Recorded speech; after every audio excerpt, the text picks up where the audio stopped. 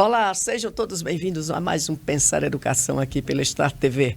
E hoje com uma grande novidade, eu que vos falo, eu que vos apresento, tendo essa honrosa incumbência de substituir não, porque o cara vai estar aqui do meu lado esquerdo, que é o lado do coração, mas o ilustre professor Romualdo.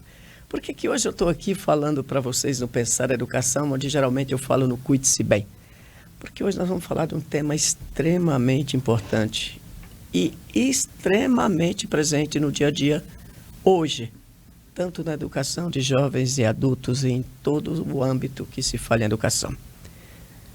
E para isso, ele vai me ajudar a sabatinar o nosso convidado de hoje, que é um cara que tem um projeto muito bacana, que eu disse para ele antes que não deveria a gente estar tratando desses temas. Esse tema deveria ser rotina, cotidiano e ser normal dentro das instituições, principalmente de educação, ou de ensino, como queira, que é o quê? A comunicação. Nós, seres humanos, nós somos sociáveis pela comunicação. O ser humano nasceu para se comunicar. E nós estamos perdendo isso de uma forma absurda, que a comunicação está virando uma navalha. Eu digo sempre que o Brasil está perdendo uma figura que era fantástica, que a gente encontrava em repartição pública, em banco, em lotérica, em tudo que a gente ia, que era o conversador de plantão. Essa figura desapareceu porque a gente não pode mais conversar com o nosso próximo, com o cara que está na nossa frente, porque o mundo é tão polarizado. O mundo se transformou numa comunicação estúpida que a gente não consegue entender. E a gente fica com receio com quem nós estamos falando. E nós vamos falar hoje de comunicação, o Pensar Educação. Nós vamos falar sobre comunicação não violenta em sala de aula. Imagine que nós estamos falando de comunicação não violenta numa sala de aula, onde isso era um tema que, no meu ponto de vista, a gente não devia nem tocar nele. A gente devia servir como exemplo, sei lá, na Guerra Fria. Na Rússia, por exemplo. Mas não, a gente está falando, na realidade, da nossa cidade, do nosso estado e do nosso país. E nós estamos falando da formação de jovens, que é o mais grave. E, obviamente, que do meu lado esquerdo vai me ajudar aqui hoje a sabatinar o nosso convidado de hoje, que é uma figura muito importante e tem um trabalho muito bacana e está conduzindo isso pelo Brasil afora. E nós tivemos o privilégio de ter ele em Natal aqui esses dias e ele gentilmente veio aqui para a gente bater um papo. E aqui do meu lado esquerdo, no meu amigo ilustre Romualdo, o professor Romualdo, como queira. Meu amigo, que honra, que prazer estar aqui lhe substituindo. Eu sei que era uma questão de beleza, mas isso é problema das câmeras, né, cara? Isso passa, né? Seja bem-vindo ao seu Pensar Educação, né? Olá, tudo bem? Romualdo Ferreira aqui que vos fala. Muito obrigado, João Moreno, por compartilhar comigo essa mesa. E na figura ilustre de César Blanco, né? Com tanto conhecimento, com tanta base, experiência para nos passar aqui, porque é o que nós queremos. O Pensar Educação é isso, né? É trazer informações, é trazer histórias, pesquisas, projetos e tudo que se relaciona à educação em nosso país. Portanto, seja muito bem-vindo, estamos aqui a seu dispor. Moreno vai conduzir aqui agora o iniciado de nosso bate-papo e teremos no desenrolado da conversa aqui mais algumas perguntas. Uau, vai ser complicado. Imagina um cearense que vem lá das terras dos Patativa do Assaré falar com os gênios da educação e da transformação. Nosso convidado hoje é César Blanco, advogado, palestrante, escritor e mediador de conflitos. Eu não sei como é que o cara escolhe essa profissão, mas a gente vai já saber. Especialista em transformação de conflitos, comunicação assertiva e liderança humanizada, com mais de 16 anos de atuação em organização da iniciativa pública e privada. E quando a gente abre o site dele, tem uma frase do Marshall, que é fantástica e que resume muito o que nós vamos falar sobre hoje. É de maneira como falamos e ouvimos os outros que está a chave para o problema das desavenças e discórdia. Será que nós estamos com problema de comunicação porque como emitimos ou como nós ouvimos? Eu acho que nós estamos ouvindo para responder, não ouvindo para entender. Mas quem vai responder isso é ele, César Blanco. Que prazer enorme estar aqui com você. Muito obrigado pela gentileza de você vir aqui no Pensar Educação para a gente debater um pouco aí sobre esse... Eu diria para você que é uma missão extremamente delicada, né, professor? Seja bem-vindo, muito obrigado pela gentileza de estar aqui no Pensar Educação. Boa tarde, João Moreno. Boa tarde, Romualdo. Todos que nos ouvem. Um prazer estar aqui hoje. A gente fala algo tão importante, porque o mundo está cheio de notícias ruins, né? A gente vê coisas negativas. A gente vai falar um pouco sobre paz, sobre comunicação, porque é isso que dá sentido à vida. Legal, então vamos começar logo atirando, né? O que é a comunicação não violenta em sala de aula? Bom, em primeiro lugar, né, quando a gente ouve a palavra comunicação não violenta, muitas pessoas vão achar que eu tenho que ser bonzinho, eu tenho que falar baixinho, né, eu tenho que agradar o outro. Isso não é comunicação não violenta. Comunicação não violenta, a gente está falando de um resgate, de deixar claro a importância dos sentimentos, né, de entender que as nossas necessidades devem ser compreendidas e comunicadas e saber como pedir.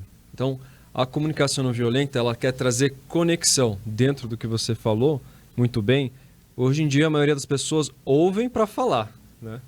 Não para compreender. E a comunicação não violenta, ela visa trazer conexão.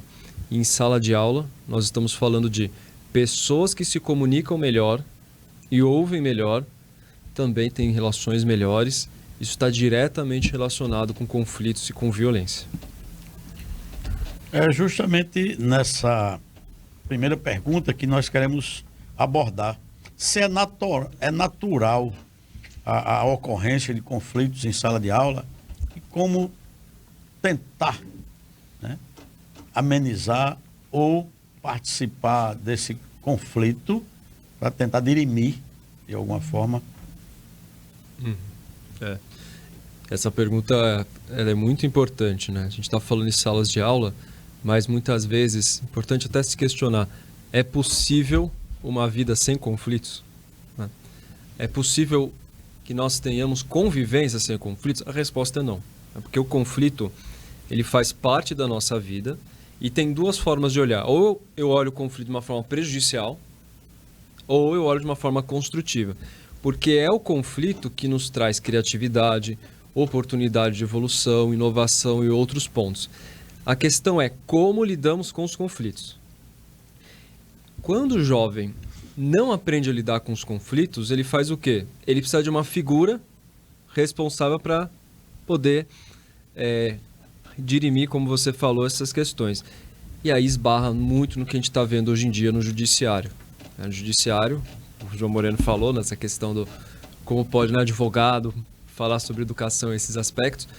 O judiciário está abarrotado de processos, muito por questões as pessoas não sabem lidar com os conflitos como deveriam. Então, é natural sim.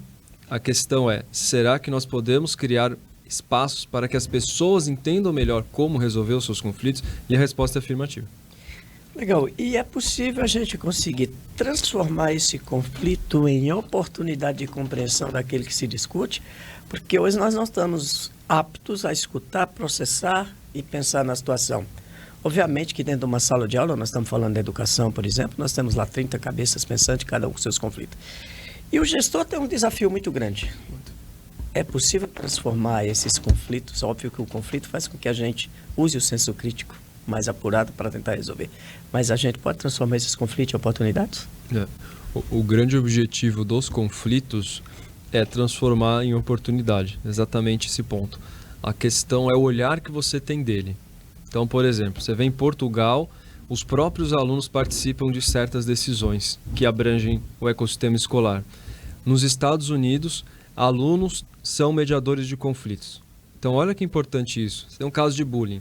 Aí, ao invés de ficar no silêncio, que é o que vai alimentar esse bullying, que é justamente a questão do silêncio, não ter uma rede, você tem alunos que vão ajudar as pessoas a compreenderem a reação, as consequências das suas atitudes.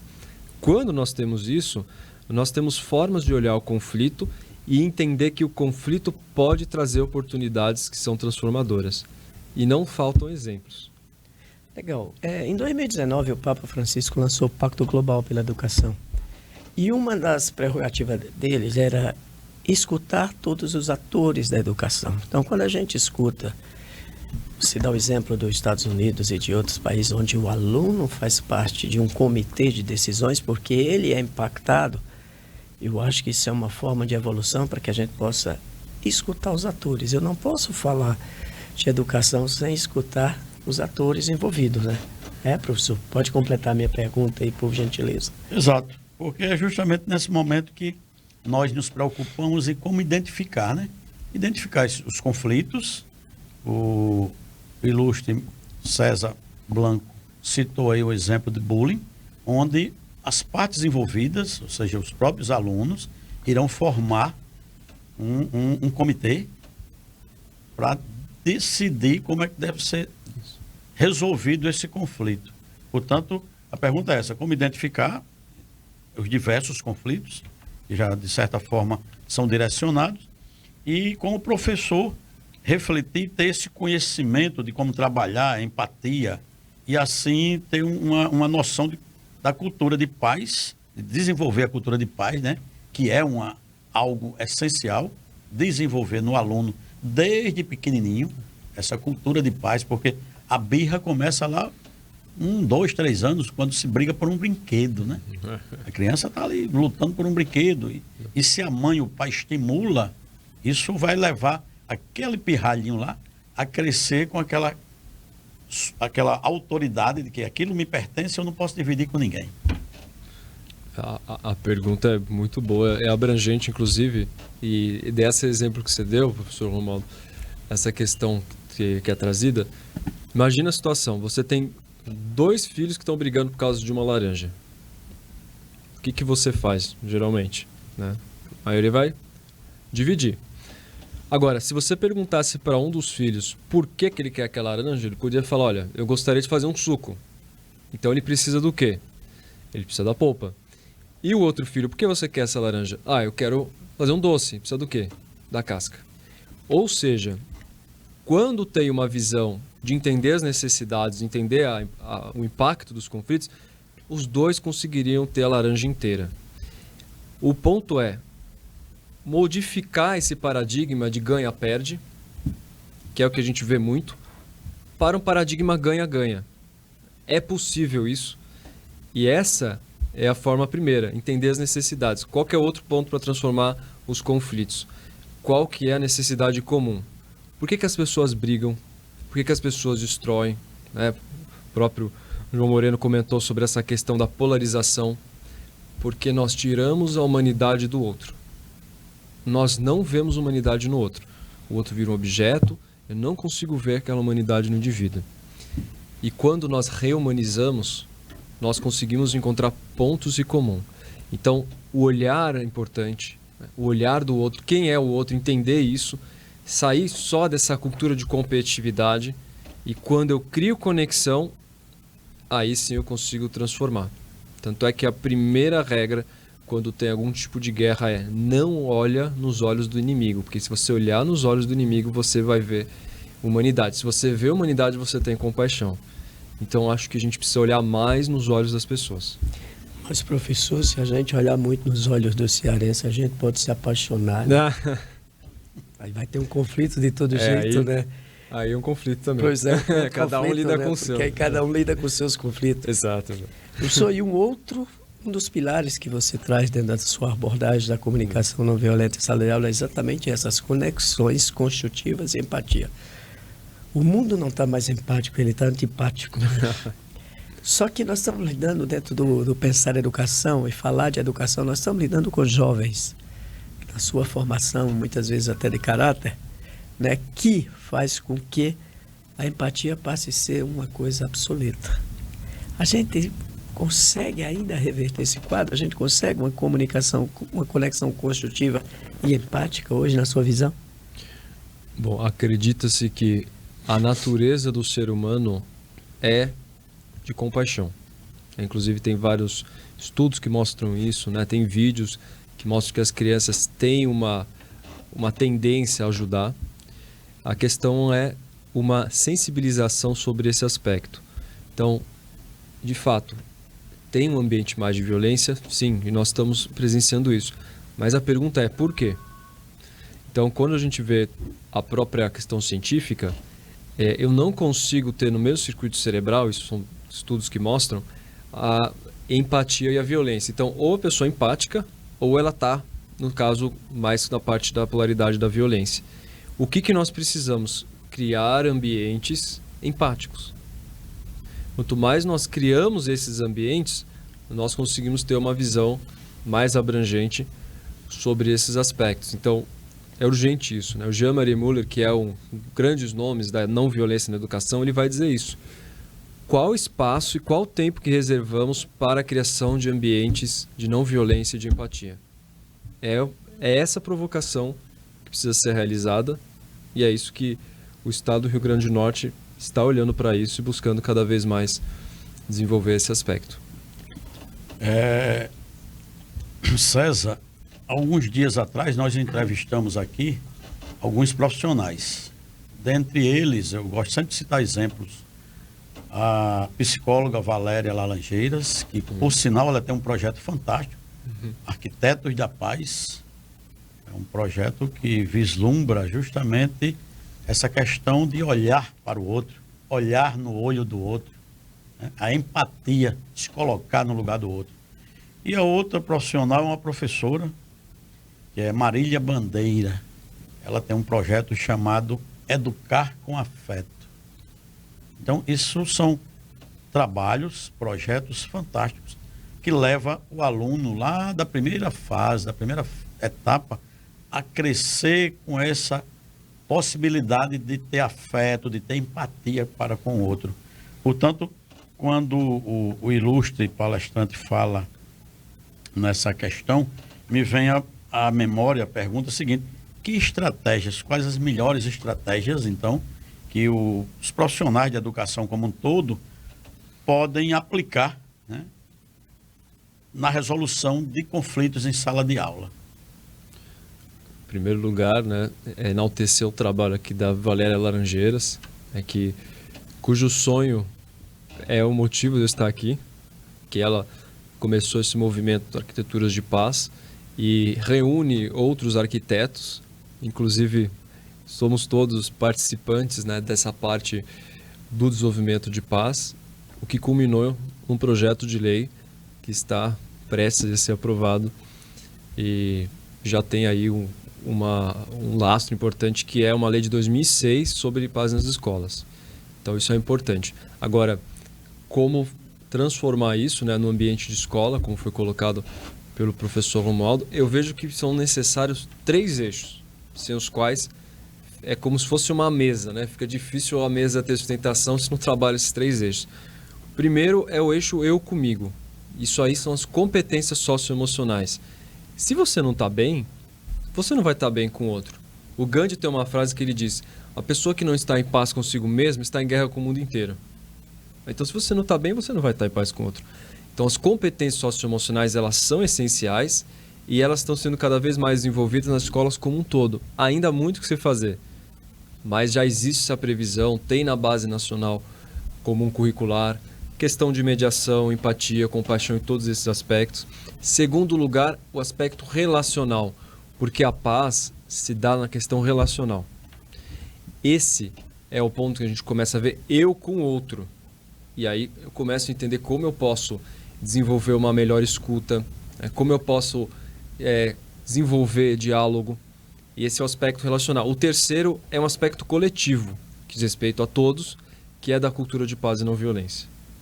A ONU, a Unesco, desde 2000 já tem esforços para falar que esse milênio nós estamos é o milênio da cultura de paz e não violência, para que nós possamos ser parte disso através das nossas atitudes e ações. Então, só política pública é o suficiente? Não. É um ponto. Mas a política pública bem direcionada, né, criando oportunidades de transformar a consciência. Não tem como transformar a paz e trazer isso tudo que a gente está falando se nós não falamos de cultura. E a cultura é fruto de cultivo. Eu acho que além da gente falar de cultura, professor, é importante que a gente fale também da questão socioeconômica e social. Porque nós deixamos a educação num patamar meio que esquecido. E a gente transfere a educação para as escolas. A escola não foi feita para dar educação. A escola é feita para dar saber. Não sei se os senhores concordam comigo. Educação a gente aprende na base, dentro de casa, principalmente respeito ao outro. Eu sou de uma família de 11, eu tenho 10 irmãos, e lá a gente tem uma cultura bacana. quando um apanhava, todo mundo apanhava. Para não ter a questão da laranja, né? E aí a gente começa a ter o respeito, a gente começa a ter empatia. Eu não vou fazer isso, porque se eu fizer errar, você vai apanhar também. E quando eu estava com raiva, eu fazia errado, porque eu estava com raiva do outro irmão, apanhava todo mundo. E aí a gente não tem a divisão da laranja. Sim. Se eu peguei o pedaço maior ou menor. E nós, a sociedade, de uma forma geral, ela transferiu, ela terceirizou essa educação para as escolas. E as escolas não têm essa competência. As escolas têm um saber. E aí fica essa questão de se degladiar sempre. O papel do professor, ele é refém. E aí a gente está falando da empatia, a gente está falando de sentimentos e das sensações que nós temos quando a gente cumprimenta e se importa com o outro, olhar nos olhos e dizer assim, cara, eu sou parte. Um motor, não existe o eu sem nós. Não é isso? A gente estava vendo isso ontem, né? A sua homenagem lá nas culturas afrodescendentes. E a minha pergunta é, se o papel do professor, na sua visão, ele é vítima ou ele é um ator principal para que possa melhorar a nossa educação de uma forma geral? Eu vejo um olhar ambivalente, né? O professor precisa de auxílio, né? Muitos casos de afastamento de professores que não estão tendo o apoio que deveriam. Então esse é um aspecto fundamental. Muitas vezes o professor é colocado numa posição de ataque, mas é preciso ver o quanto que o professor precisa ser melhor cultuado. Aqui a gente entra até numa figura de reverência, porque quem são as pessoas que a gente lembra depois, né, depois que a gente passa para a fase adulta? São os professores, são aqueles que acreditaram em nós. Foi aquele professor que olhou para a nossa redação e falou, nossa, eu vejo que você tem talento, eu vejo que você pode ver isso. Então os professores, é importante olhar isso. E sabe o que me dói, João Moreno e Romualdo? Isso eu ouvi da secretária de Educação de Jundiaí de São Paulo. Ela disse assim, o que me dói é que os professores estão perdendo o brilho no olhar.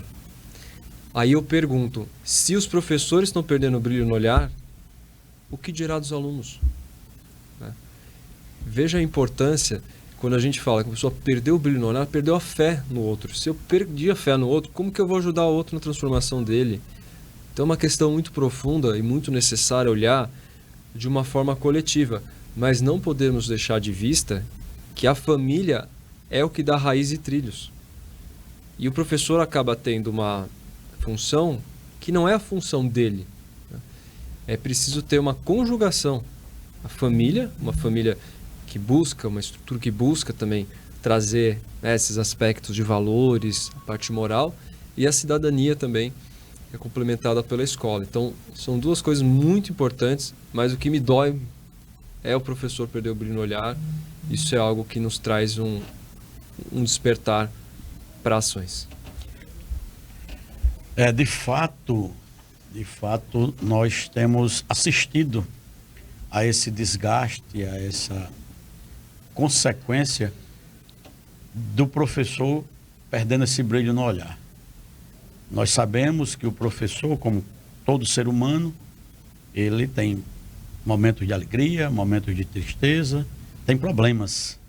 E como todo ser humano, quantos não vão todos os dias trabalhar, pegar ônibus ou trem, enfrentar o chefe, e o professor, enquanto profissional, ele também tem a sua cota de responsabilidade frente a um número X de alunos. Então, se ele começar a passar esse sentimento para o aluno, eu costumo sempre dizer que o professor, na sala de aula, é como se fosse o pai e a mãe. E o pai e a mãe geralmente são espelhos para aquela criança, que aquela carga de energia que o pai ou a mãe leva de problemas, a criança absorve. E amanhã ela vai justamente transmitir essa energia que ele recebeu. E o professor não é diferente. Até porque muitas crianças, muitos alunos, veem no professor e absorvem no professor um exemplo, um espelho.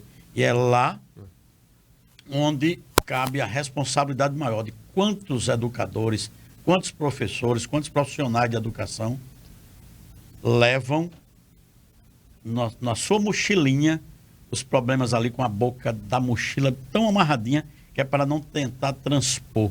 Mas, infelizmente, esse é um fato. Isso é um fato.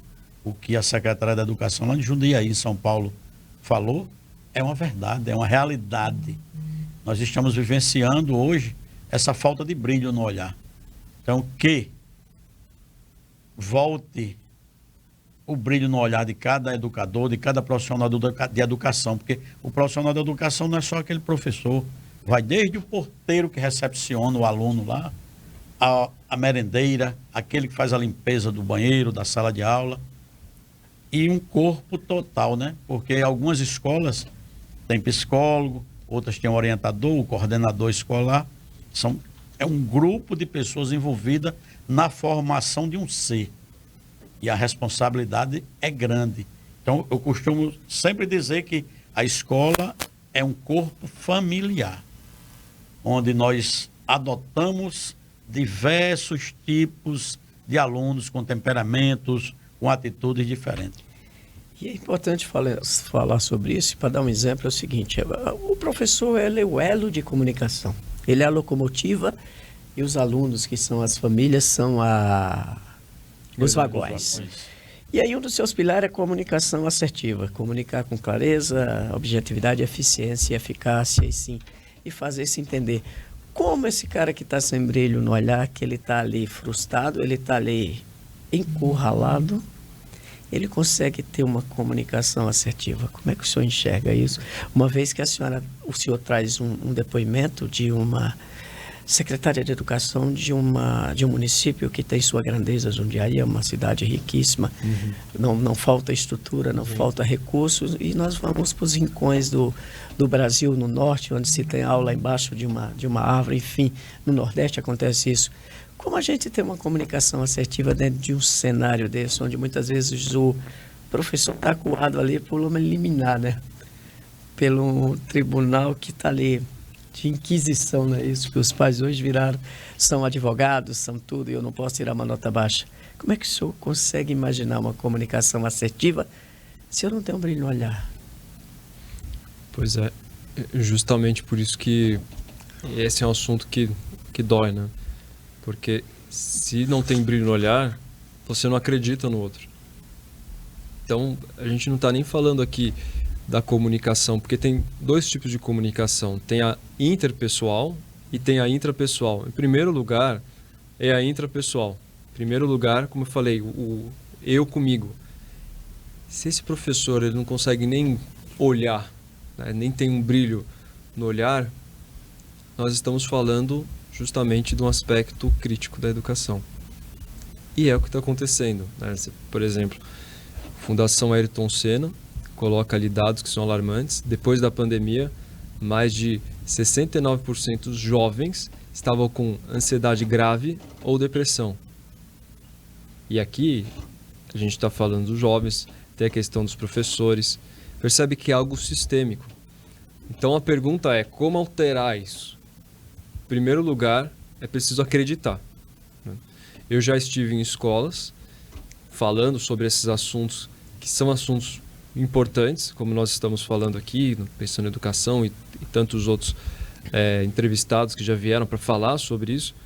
E os próprios professores muitas vezes criam resistência, né, por não acreditarem nisso. Então é preciso encontrar pessoas que estejam abertas, que acreditem, que queiram ser multiplicadores. E aí tem aquele aspecto da vocação, né? Que muitas vezes você vê professores que são muito vocacionados. O professor Romualdo, né, que fala sobre educação, que vibra isso, que tem paixão. Então a vocação também ela é fundamental. Agora, nós temos um desafio muito grande nesse aspecto socioemocional, não só socioemocional, socioeconômico, para poder transpor, sem dúvida. E a grande pergunta é, existem políticas públicas preocupadas com isso, por onde você tem andado, que possa entender? Porque hoje existe um movimento da saúde que ele está se alastrando, está virando uma realidade, quem cuida de quem cuida, né? Alguém está preocupado dentro das suas andanças pelo Brasil afora? Você já viu algum projeto que diga assim, nós precisamos motivar esse profissional? Porque eu digo sempre que tem algumas profissões que não são escolhas, são vocação. Professor, médico, padre, até pessoas que trabalham com ONG, é uma vocação. Não é quando você escolhe, é que o sistema leva você para lá por vocação. Você já viu alguma política, tem notícias de alguma política que possa olhar para o professor? Eu, junto com o professor Romualdo, tivemos essa discussão aqui recentemente, que eu possa resgatar essa vocação desse professor e dizer: você é responsável pela formação dos cidadãos que hoje são jovens. Você tem alguma notícia de alguém preocupado com esse aspecto? O objetivo aqui é transformar dores e incômodos em ação, né? Então, acho que se todos fizessem isso, seria muito importante. Aquilo que me incomoda, aquilo que eu tenho a dor, o que eu posso fazer para poder transformar? E justamente tem, né, o movimento começando a expandir cada vez mais. O Rio Grande do Norte tem uma lei desde 2006 que fala sobre a questão de programas de paz nas escolas, tem programas de não violência, e junto com a Valéria Laranjeiras, né, o professor João Moreno, Romualdo e todos que estão aqui, fala da Ana Lúcia Raimundo também, da Defensoria Pública, coordenadora do Níger Floresta, também o Instituto Golandim, Valéria Moura, né, esses arquitetos da paz, e junto com a deputada Cristiane Dantas, nós estamos agora na Assembleia com um novo projeto de lei dentro dessa lei de 2006 para expandir isso, né, esse programa para levar isso para mais escolas, para trazer a questão de empatia, mediação de conflitos, comunicação não violenta, falar sobre bullying, cyberbullying, e precisamos de multiplicadores. É uma questão que uma andorinha só não faz verão, né? Então, é uma questão coletiva, principalmente daquelas pessoas que continuam com brilho no olhar, continuam acreditando no futuro, porque as sementes de hoje serão os frutos da manhã. E essas crianças, esses jovens, eles precisam de alguém que acredite neles. Imagina um pai e uma mãe que olha para o filho sem acreditar. A mensagem que está sendo passada.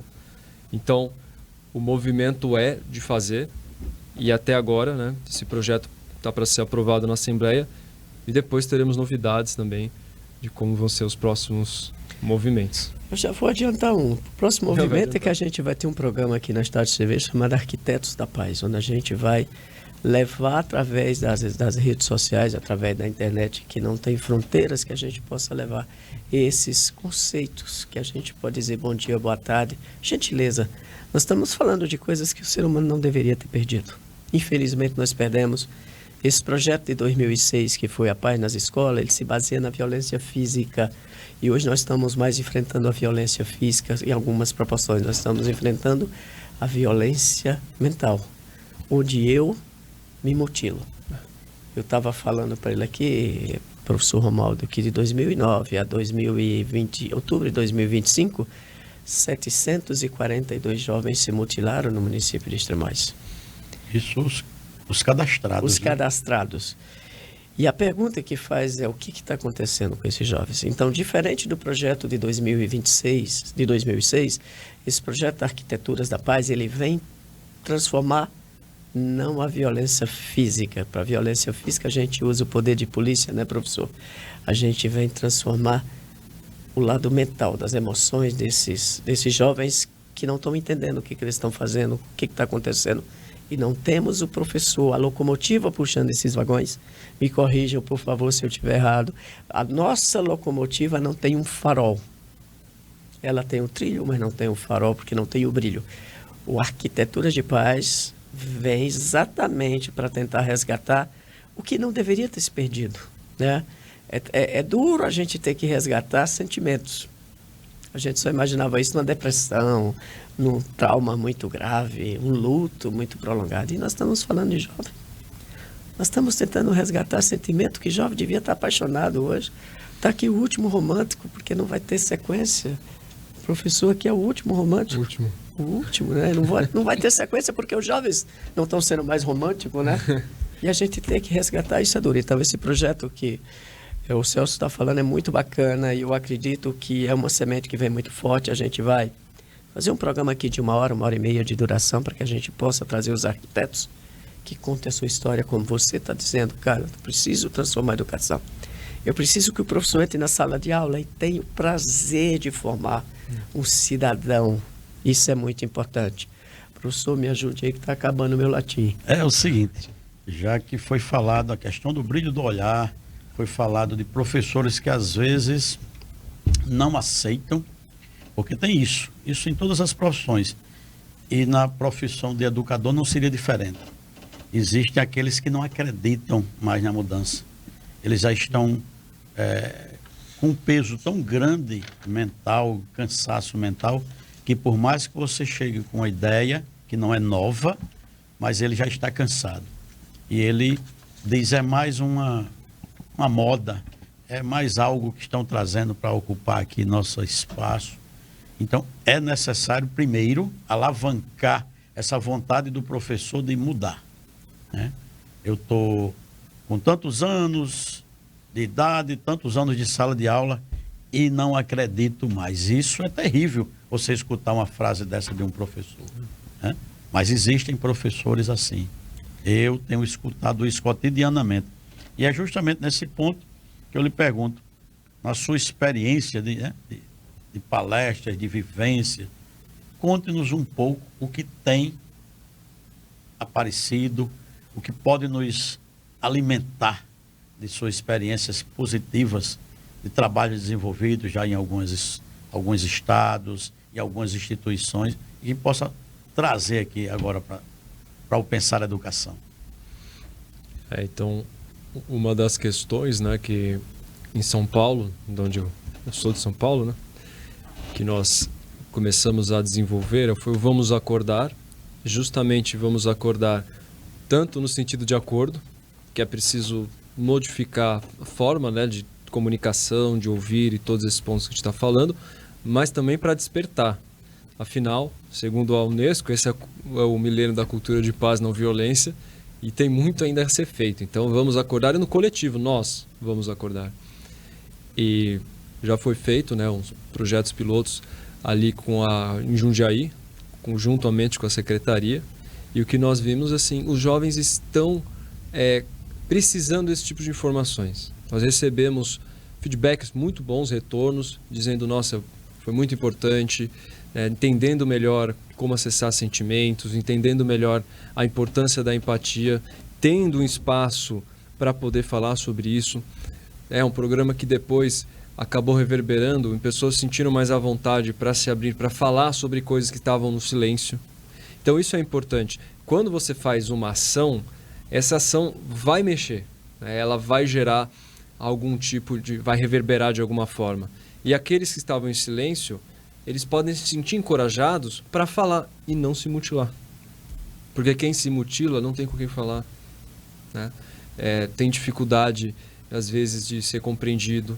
E é a forma de tentar, de alguma forma, sentir algum tipo de prazer. É até curioso a gente falar sobre isso. Parece que é uma coisa muito distante, mas, infelizmente, muitos jovens não estão encontrando sentido na vida. E parece uma coisa assim paradoxal, mas é jovem, vai procurar sentido. Nós precisamos procurar sentido na vida. Eu assim, encorajo todos os jovens a buscarem fazer trabalhos sociais. Acho que isso é fundamental para a formação do indivíduo. Eu também, quando adolescente, eu participei de projetos para ajudar adolescentes a terem seu primeiro emprego, a terem alguma questão ali diferente no dia a dia, de comunicação, esses aspectos.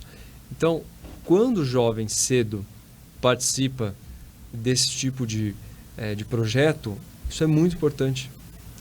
Queria deixar aqui uma questão que eu acho fundamental sobre o que precisamos, né, professor Romualdo, que você está falando, que é o que o Martin Luther King traz. Ele traz uma sabedoria que ele diz: existem 3 dimensões para uma vida completa, sem as quais a vida não tem significado. Ele vai falar assim: a primeira dimensão é o nosso comprimento.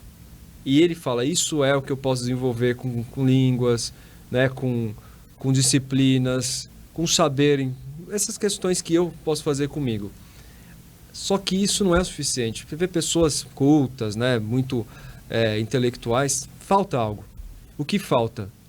A questão da largura, de olhar para o outro, de buscar compartilhar, de ter alguma questão ali, né, para a gente estar falando de questões de caridade, de ter um olhar para o outro. E essa é a largura. Só que falta mais uma dimensão.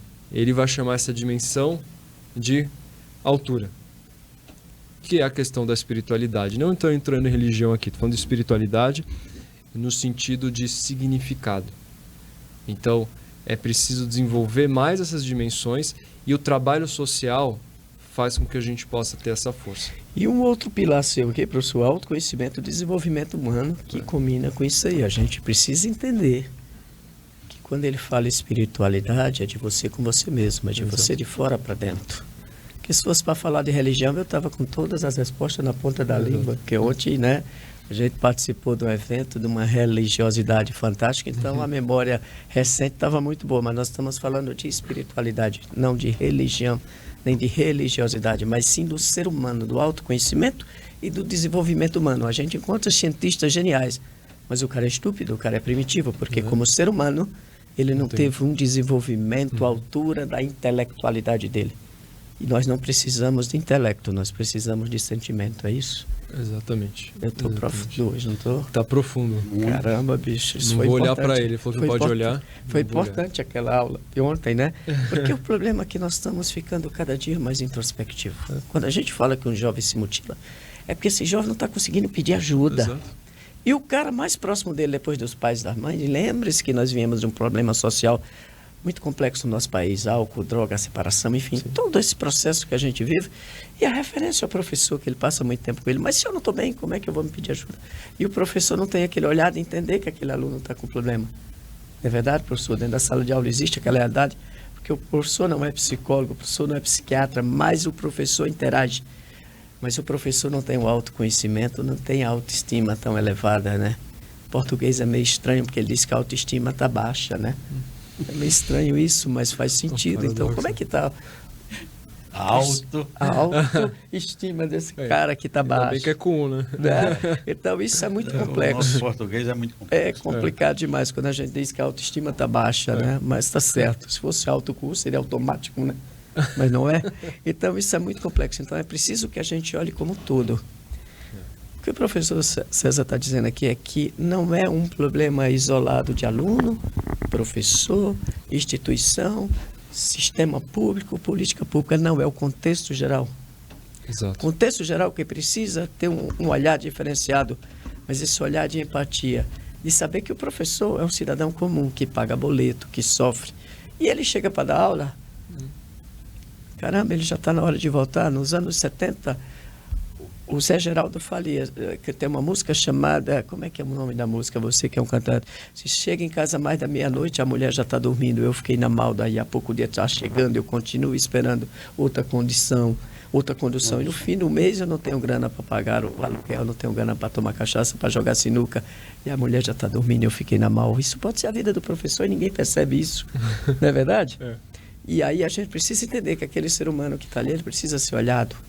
Exato. Como eu preciso ser olhado quando eu estou mal, que eu peço ajuda. Mas ele vai pedir ajuda para quem? Para o diretor? O diretor está tão mal quanto ele, né, professor? Então, acho que quando o Celso traz isso, é muito importante. A gente ter o sentimento, a gente ter que transmitir sentimento. O grande problema da comunicação hoje, eu posso lhe falar com autoridade, é que nas comunicações que nós temos hoje, nós não transmitimos sentimento. Eu transmito sensacionalismo, consumismo, narcisismo, mas eu não transmito sentimento. Só na novela das 9 que tem sentimento. Não é verdade? E olhe lá, né? E olhe lá, que o mocinho sempre vence. É. Não é verdade? Então é preciso que a gente olhe para o professor como principal elo de formação de uma geração. Não é verdade? A minha primeira paixão foi minha professora. Eu ia para a sala de aula só para olhar para ela. Olha que fantástico. Quem é que tem isso hoje? Procura lá, Extremóis, com a estudante que está apaixonada pela professora linda. Mas faça a sua próxima pergunta. Eu quero só complementar essa sua fala, como também de César Blanco, quando cita essa necessidade de, primeiro, você tem que estar bem, né? O professor, ele não estando bem, o que é que ele pode transmitir? E é o que eu tenho dito sempre, citei até poucos minutos atrás, aquele professor que está com a sua sacola, sua mochila, carregada de problemas, mas ele passa ali um zíper, ele amarra a boca da sacola e chega na sala de aula carregado de afeto, de determinação, de cumprir o seu trabalho, como tantos outros profissionais. Mas mas voltamos à tecla da questão da empatia, do olhar do outro, de sentir, que mesmo aqueles que não conseguem transmitir sentimento, identificam os sentimentos. Sim, claro. Existe aquele que não consegue transpor, demonstrar o que está sentindo, mas sabe identificar o que o outro está passando. E isso eu digo com experiência própria. Não de eu identificar, mas de ser identificado, porque eu sou um ser humano que eu parece que deixo transparecer, né, no olhar, no falar, o que está em transição naquele instante. E as pessoas identificam. Tem pessoas que têm essa facilidade de identificar o que o outro está sentindo. E é justamente esse trabalho que nós, enquanto seres humanos, não só enquanto professores, enquanto seres humanos, temos que fazer para com o outro. Saber olhar e identificar o que o outro está sentindo ou passando. E é isso que esse grupo de adolescentes, de jovens que tem se mutilado, está precisando. É buscar alguém que identifique o que ele está querendo dizer, o que ele está querendo falar, o que ele está querendo transbordar. E tem uma frase numa música que vai ser lançada recentemente que diz o seguinte: cuidar do outro é cuidar de si. Não é verdade? Isso é muito importante. Quando você cuida do outro, você está cuidando de si. Porque quando a gente enxerga o problema do outro, o outro pode nos ajudar. Ensinar se aprende muito mais. E aí nós vamos num ponto que é os seus pilares lá. Esses seus pilares, bicho, são complexos, né? Equilíbrio emocional e saúde mental. Eu sei que a gente passa aqui, entrevista vários psiquiatras, psicólogos, e nós nunca tivemos tão ruim mentalmente como nós estamos agora. Não professores, alunos, nada. A população. Nós nunca tivemos uma pandemia tão grande da saúde mental como nós estamos agora. E com o professor não é diferente, porque ele tem uma carga horária exaustiva. Ele dá aula aqui, dá aula aqui, dá aula aqui, são realidades diferentes. Nas suas andanças, como você tem visto a saúde mental dos professores? Falo dos professores, mas falo também dos colaboradores das empresas. Sim, as empresas são líderes, muitos gargalos. Casos de exaustão mental, chamado de burnout. Sim. Parece que é mais chique falar burnout, né? Eu acho lindo esses nomes, cara. Como se fosse algo chique. Casos de exaustão mental críticos, muitas coisas acontecendo nesse sentido. E antes de responder essa pergunta e complementando essa questão anterior, quando terminou a Segunda Guerra Mundial e a humanidade achou que estava num nível de civilização tão elevado e depois teve lá, né, bomba nuclear, nazismo e tudo mais, começaram a se questionar, será que a gente falhou enquanto humanidade? Como conseguimos chegar a esse ponto? E a pergunta que ficou é, aonde começam as guerras? Essa foi a pergunta principal, aonde começam as guerras? E a resposta, de acordo com o que está no preâmbulo ali da Unesco, da Constituição de 1945, começa na mente do ser humano. Então, uma vez que a guerra começa na mente dos seres humanos, é na mente dos seres humanos que as defesas da paz devem ser erigidas. Então, aqui a gente está falando de uma questão voltada para a parte também de saúde mental. E quando a gente pergunta assim, o que é saúde? Se a pessoa vai lá no hospital, faz exame de sangue, está tudo certo, triglicéridos, colesterol, ela está saudável? Fisicamente, sim. Mas é o suficiente? Não. Tem outros componentes. A parte mental. E aí a gente volta para essa questão. Aonde começam as guerras? Na mente. O que é a mente? A parte psíquica. O que tem? Sentimentos. Então, se você tira o sentimento da equação, você já não está integrando a sua saúde. Porque são sentimentos que nos trazem vitalidade. Os cientistas, eles fazem uma comparação do sentimento como se fosse um elefante. Tenta empurrar um elefante. O elefante pesa 6 toneladas. A pessoa, por exemplo, vai lá, vai fazer academia e não está com vontade de fazer academia. Como vai ser o treino dela? Péssimo, né? Vai ser aquele treino sem vontade. O que eu estou fazendo aqui? Mesma coisa. Tudo que a gente faz, né? Os professores, na sala de aula. Esse é um componente fundamental. E tem um terceiro componente da saúde que é o social. Não se fala tanto, mas deveria se falar mais. A solidão mata mais do que álcool, mata mais do que drogas. E mesmo pessoas que usam drogas, é uma fuga, uma compensação psicológica. Então, o que nós estamos colocando aqui é saúde é um complexo, né? Um bem-estar físico, mental e social. Nós precisamos falar de sentimentos.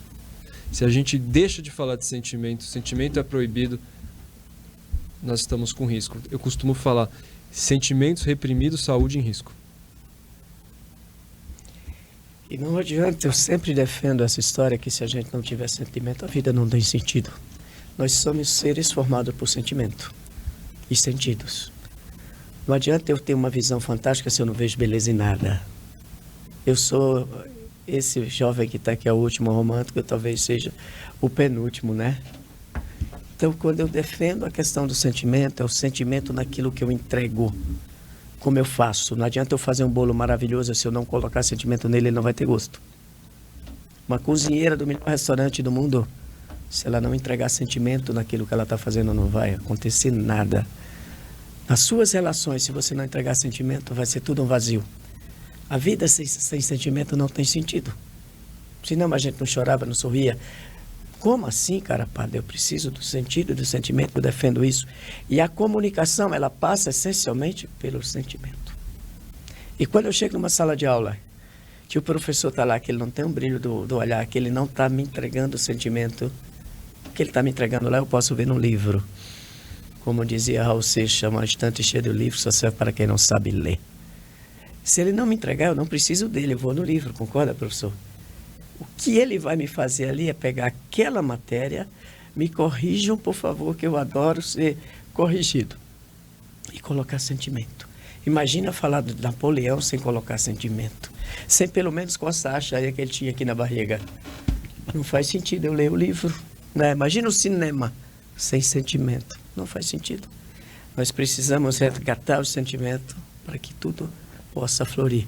Para que o mundo reluz. Essa é uma frase que vocês vão escutar muito, né? Da música que está aí, que vai ser sucesso. A Anitta vai gravar, né? Então é preciso que a gente entenda que o ser humano está perdendo o sentimento, e quando se perde o sentimento, se perde o sentido. E uma das competências fundamentais, que é o último pilar aqui do nosso César Blanco, as competências socioemocionais. Como é que nós estamos? Afeta diretamente toda a estrutura. Nós falamos de socioeconômico, eu disse, cara, se eu não consigo pagar minhas contas, meu socioemocional está... E o professor está conseguindo pagar, o aluno está chegando na sala de aula alimentado. Nós perdemos tudo isso. Como é que a gente vai conseguir olhar para as competências, as ferramentas que são vitalícias, essenciais para o desenvolvimento da liderança, se socioemocional não estou bem? Me responda aí, Celso Blanco. César Blanco. Celso e César também. Mas, bom, primeiro dizer que isso que você falou é profundo e necessário, né? Se não tem sentimento, a vida carece de significado. Ninguém faz as coisas senão movidas pelo sentimento. Senão a gente vira robô, né? E aí a gente vê hoje em dia a inteligência artificial e tem essa questão que eu vejo que o mais importante desse nova fase, novo momento que passamos é conexões humanas autênticas. Antes falava que o mais importante é o conhecimento. O mais importante são conexões humanas autênticas. É cada vez mais raro isso. Não tem como simular. É ou não é. Ou você, de fato, cria uma conexão, ou aquilo não é verdade. Então, por mais que a inteligência artificial esteja dando passos galopantes, né, já que tem essa veia poética, né, como diz o poeta, o tempo trota a toda ligeireza, nós precisamos olhar para conexões humanas autênticas. E ali a competência socioemocionais, ela auxilia isso. Porque, na verdade, é até um pouco forte que eu vou falar, mas é necessário, nós, o que eu me incluo, porque todas as pessoas que eu pergunto, né, se você teve na escola, ou teve a oportunidade de aprender mais sobre seus sentimentos, a maioria fala assim, não, nós somos analfabetos emocionais. Dificilmente consegue nomear o sentimento, né, ou a emoção que está presente, ou entender o que está por detrás. Porque cria-se uma barreira de que ou deve ser evitado, como foi falado pelo professor Romualdo, o professor, né, não pode falar e tudo.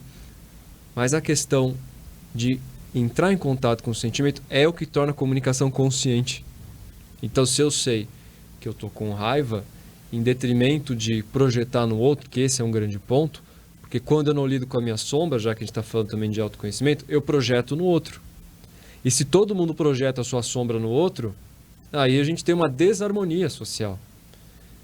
Jung vai dizer, a melhor coisa que a gente pode fazer, né, em termos de harmonia, não é políticas públicas apenas, né, não é só questão de educação, é também, nós estamos falando de cada um trabalhar a sua sombra.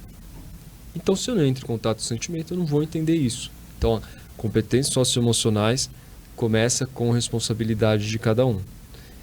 Outra coisa, Benjamin Franklin tem essa frase que eu acho ela muito forte e verdadeira. Ele fala assim, há 3 coisas extremamente duras. Aço, o diamante, conhecer a si mesmo. Não é fácil. Não é fácil fazer um cara a cara.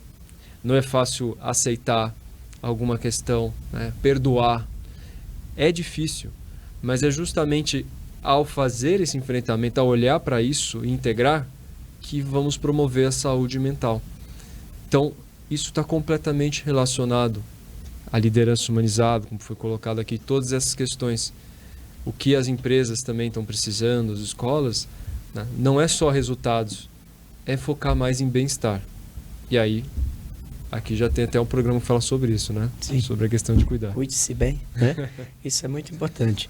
E é importante também falar que nos anos 80 o mundo se assustou quando o Daniel Goleman falava de inteligência emocional. E hoje a inteligência evolutiva inverte o processo que antes era de fora para dentro, agora se volta de dentro para fora. Eu preciso ter o autoconhecimento, eu preciso me analisar, eu preciso me conhecer para que eu possa transmitir aquilo. Então hoje a grande pirâmide inverte quando o Daniel Goleman fala de inteligência emocional e se falamos de inteligência evolutiva. Eu preciso melhorar, crescer como ser humano.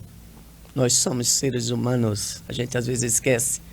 As máquinas são só os caras da Marvel, né? Capitão América, Homem de Ferro. Mas nós não somos Marvel. Nós não estamos no estudo, nós somos seres humanos, recebemos uma quantidade enorme de informação. E o que fazemos com ela? Se a gente colocar para dentro todas as porcarias que a gente recebe, com certeza nós vamos ter as competências socioemocionais extremamente abaladas. E automaticamente a minha inteligência evolutiva não vai evoluir. Nós estamos hoje numa velocidade da luz, mas não sabemos fazer com a velocidade, né? Nós compramos uma Ferrari, mas não sabemos dirigir uma Ferrari. Mas eu estou de Ferrari, tá, cara pálida, o que você vai fazer com ela? Então, isso que o professor está dizendo, isso é o que está se valendo hoje para o ser humano.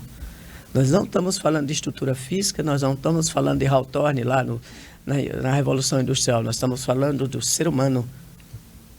Produzimos, temos e deixamos de ser. Né? O último romântico aqui é porque é o seguinte, quando a gente resolvia um problema, a gente ruía assim com esse termo. Sabe o que é ruer, não? Ruer? Sim, não é o rato que rói a roupa do rei. É o cara que leva no chifre, então vai ruer no bar por ela.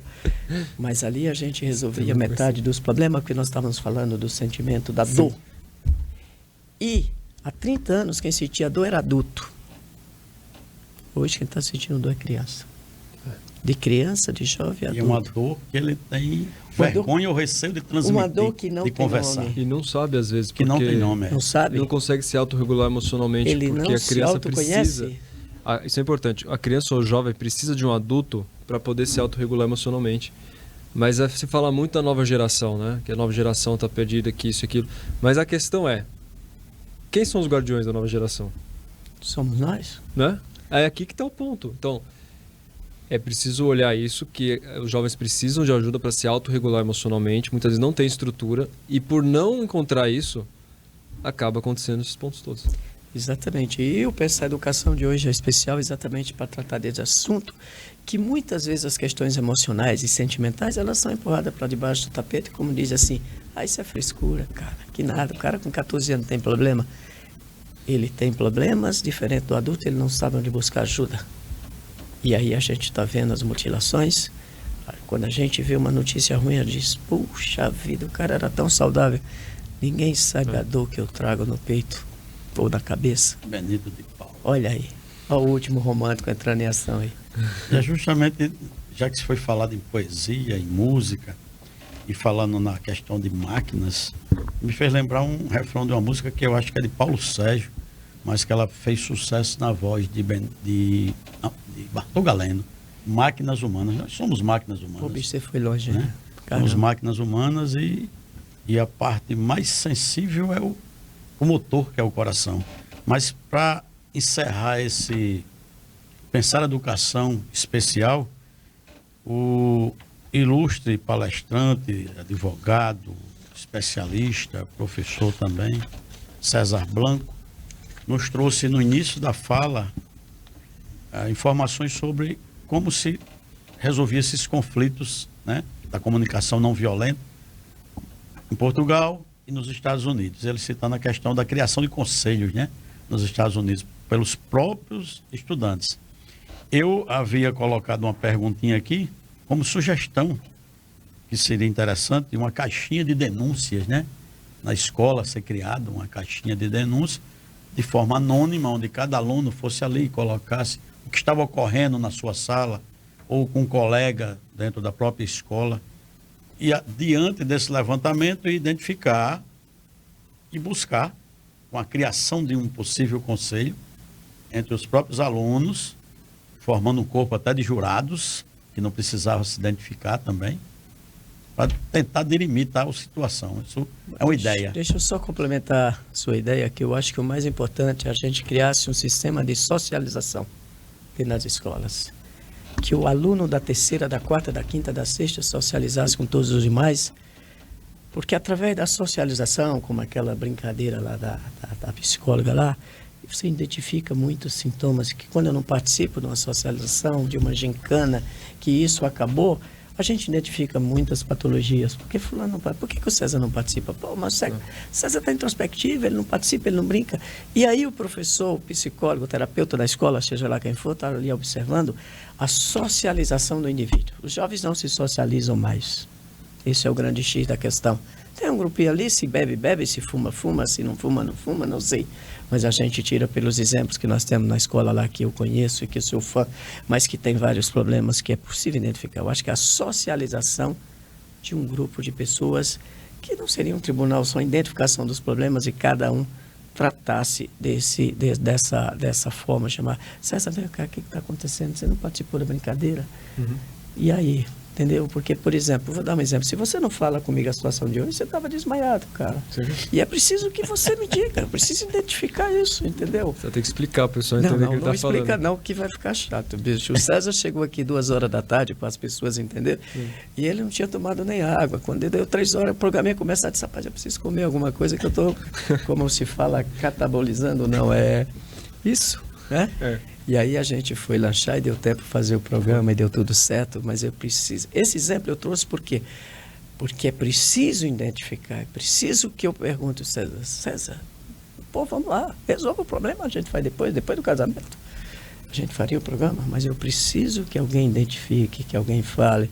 Esse é o processo da socialização e que todos os atores, eu volto a repetir, o Pacto Global da Educação, são 7 itens, foi lançado em 2019 pelo Papa Francisco. Pela pandemia ele parou, retoma agora através do padre Matias, que seria muito bom que ele estivesse aqui para a gente sabatiná-lo junto com o César. São 7 itens e um dos itens é os atores envolvidos na educação, família, estudante, pais, enfim. Sem esses atores a gente não muda a realidade. Mas vamos falar do seu projeto, quais são os próximos passos, onde é que você vai estar, diga aí sua agenda, quando você volta a Natal, ou se você for para Paraíba, que ele tem uma ligação profunda com a Paraíba emocionalmente, coisa boa, né? E para que a gente possa fazer novos contatos e novas ações. E, bom, para encerrar aqui e falar sobre essa questão que o professor Romualdo foi muito significativa, precisamos criar espaços para isso, mas também precisamos complementar esse espaço. Porque, por exemplo, eu já fui em escolas, já fiz diagnósticos, e o diretor muitas vezes fala, rapaz, eu não quero levantar a bandeira aqui não. E aí como que você vai transformar? Vai continuar com a questão debaixo do tapete? Não vai mudar, né? Então precisa de pessoas integradas que estejam dispostas a olhar para isso. De nada adianta, né? O aluno fala e depois aquilo que ele fala não tem um encaminhamento. Por isso que Arquiteturas de Paz, né, visa ter essa articulação junto com a Defensoria Pública. em São Paulo, professor Romualdo, teve casos muito interessantes de assédio sexual nas escolas, e não só nas escolas, mas em casa, porque a grande maioria acontece em casa. E a Defensoria, junto com o Tribunal de Justiça de São Paulo, né, o professor Hélio, que faz um trabalho fantástico em São Paulo, que eu pude acompanhar, começaram a fazer teatros nas escolas. A socialização do Exatamente, processo. dramatizando aquilo, e aí os jovens se viam naquilo, e tinha alguém da Defensoria ali para ouvi-los, já para ter algum tipo de ação. Então, Identifica. exato. Então nós precisamos de pessoas que estejam abertas, que queiram colaborar, de preferência que tenham um brilho no olhar, sem o qual nada é possível. E através desses espaços, serem espaços restaurativos, porque o espaço restaurativo é aquele em que, de fato, há transformação. Então, esse é o mais importante, né? Agora, em relação à agenda, a gente está começando esse movimento Arquiteturas de Paz, né, junto com a Valéria Laranjeira e todos esses ilustres que estão aqui, essas pessoas que eu comentei. Vamos começar a ter alguns tipos de movimentos. Acredito eu, por volta de abril, devo estar aqui de volta para novidades. Então, eu agradeço pela oportunidade e espero que tudo que a gente falou aqui possa sensibilizar pessoas que também têm essa dor a se unir e também buscar transformação, porque o mais importante é isso. Essa Legal, é professor Romualdo, que prazer enorme, inenarrável tê-lo aqui, assim como apresentador do Pensar Educação. Quem diria que um dia a gente ia ter essa troca, né, bicho? Já pensou? Eu fico muito feliz pela gentileza de você ter me cedido esse espaço, essa missão, né? Porque é uma missão de responsabilidade falar de educação, não é uma coisa simples, porque a maioria das pessoas só apresentam crítica, que quando diz como é que resolve? Ah, não, peraí, porra. Eu só pensei no problema. Eu não pensei na solução, então não critica, cara pálida. Porque se eu criticar, eu vou lá e digo, é assim que faz. E aí nós já conversamos com vários pensadores aqui que eu falei, aí, não, peraí, eu vim aqui preparado só para isso. Opa! Muito obrigado pela gentileza de você ter permitido que eu apresentasse aqui o Pensar Educação. Fico muito feliz. Mas mande um abraço aí para o seu público aí. Eu agradeço mais uma vez a presença do César Blanco e fico muito, mas muito gratificado ao nosso ilustre João Moreno ter feito aqui essa apresentação, né? E esse intercâmbio de informações que, como eu costumo sempre dizer, cada apresentação é uma aula. E, César, muito obrigado pela aula de hoje. Eu que agradeço. Muito bem. Até o próximo Pensar Educação. Até. E para você que esteve conosco, muito obrigado pela gentileza de participar do Pensar Educação. Para nós é um prazer inenarrável, porque é para você e por você que a gente traz esses temas aqui tão relevantes. Eu sei que muitas vezes parece duro, mas é preciso a gente encarar a realidade. É preciso a gente perguntar o que está acontecendo e não o que aconteceu.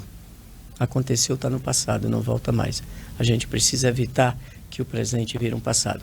E é através desses diálogos, da presença dessas pessoas ilustres, que se preocupa com o próximo, porque esse é o grande negócio da Arquiteturas de Paz. Não é reformar a educação, não tem como. É simplesmente pensar no próximo. E é isso que cada um podia fazer, né? Isso é muito importante. Então eu fico muito feliz de ter recebido aqui o advogado, o palestrante, o escritor, o mediador de conflitos. Ainda bem que a gente não teve nenhum conflito hoje, né? Para a gente testar a mediação dele. Mas eu fico muito feliz pela presença do César Blanco, que se dispõe a falar de sentimento.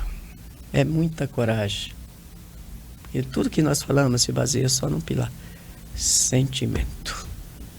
E se você tem sentimento, tem sentido. Se você não tem sentimento, não faz sentido. Muito obrigado por você estar conosco, César. Felicidade. Conte conosco. Nós somos, eu não posso dizer para você que eu sou um arquiteto da paz, porque eu não cheguei nem a pedreira ainda, né? Mas a gente tem muita coisa que a gente pode fazer e nós vamos fazer isso. Aí você pode ter certeza, vem muita coisa boa por aí. E com certeza nós vamos erguer um prédio enorme de paz. Muito obrigado por você estar conosco.